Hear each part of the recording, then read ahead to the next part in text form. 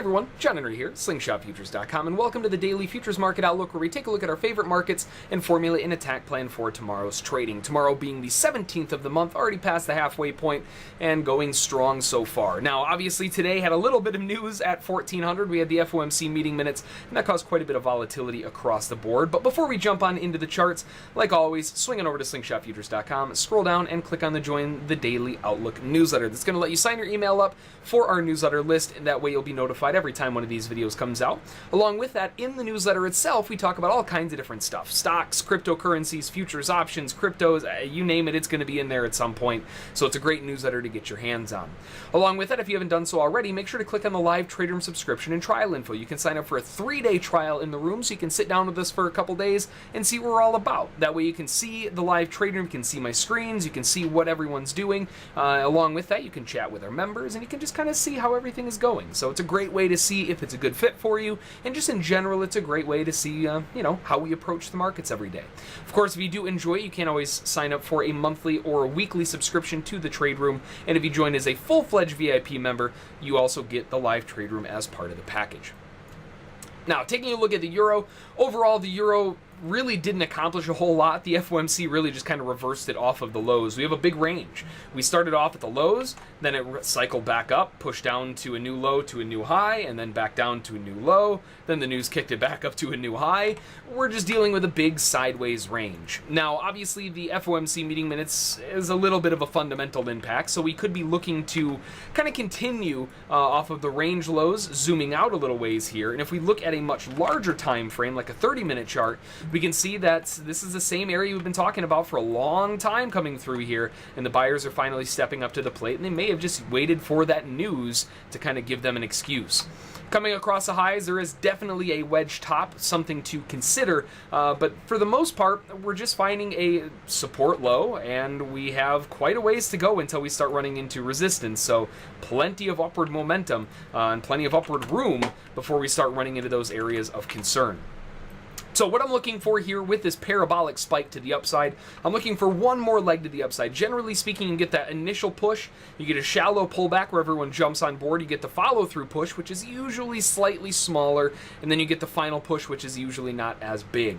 So I'm looking for a deeper pullback down to 17,680 to 685 for that finalized push back to the highs. And again, we're not anticipating it being much larger, maybe up to that 18,000 level, just above it to 18,050 in that area before we start seeing it possibly even transition into a range like we've seen over the last several days. So just waiting for a pullback on the euro for some buying opportunities back towards the highs. Now, gold, very similar situation. It's almost a carbon copy of the euro, where we had to move up, move down, move up, move down. The news kicked it back off to a new high, but this one is a little bit more stable in terms of momentum. We have a nice continued push up, then the news kicks off, and it's almost like we start the cycle again. Bull rally up, a little bit weak. Buyers buy into the aggressive pullback. The secondary portion of the leg is bigger than the first portion. Now, arguably, you could measure this entire thing, and in that case, then it would be a little bit smaller. But in reality, that spike really started from right there.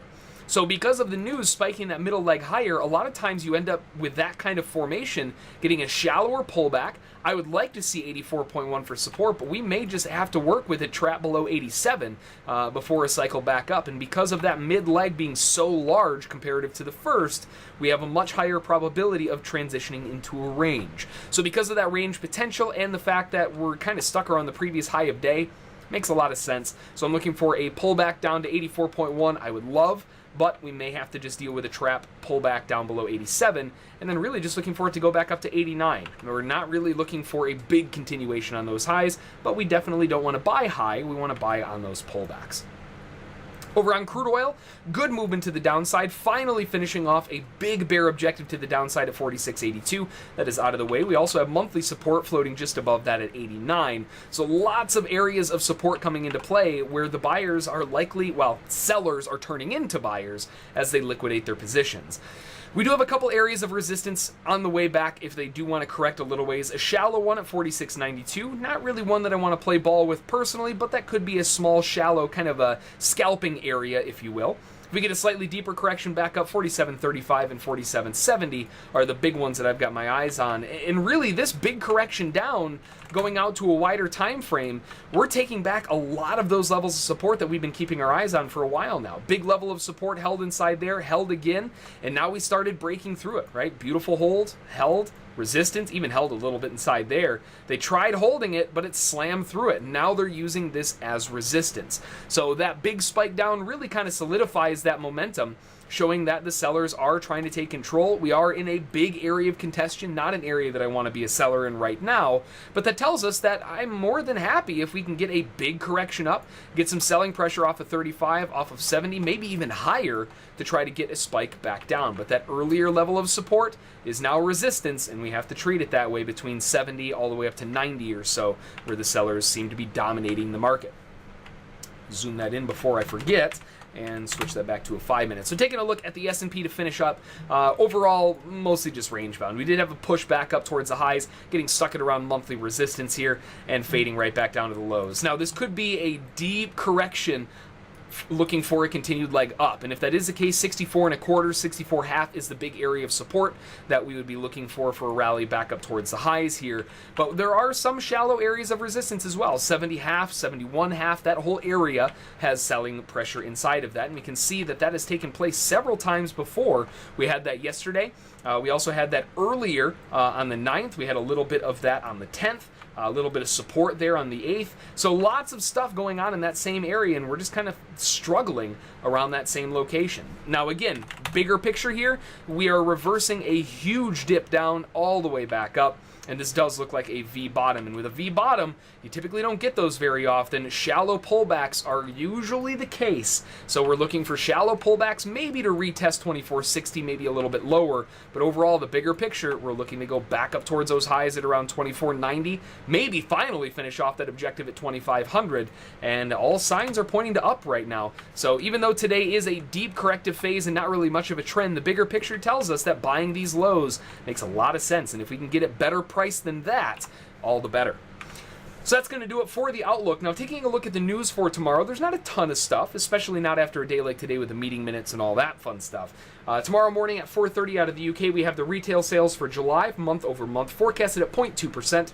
At 5 o'clock out of the Eurozone, CPI year over year for July, forecasted at 1.3%. And then finally, 8:30 in the US session, we have the Philly Fed Manufacturing Index for August, forecasted at 18.5. Previous was 19.5. And that's it. That's all the big news that we have scheduled for tomorrow. There are a bunch of small and medium numbers, of course, but for the most part, well, it might be a little bit of a corrective type of day tomorrow with all the big news happening today. And then tomorrow, the market can kind of settle down and figure out what it wants to do with all of that information. So we'll have to wait and see, but like we always say, make a plan, trade the plan, follow those rules, and you'll be A-okay. Until next time, we'll see y'all then.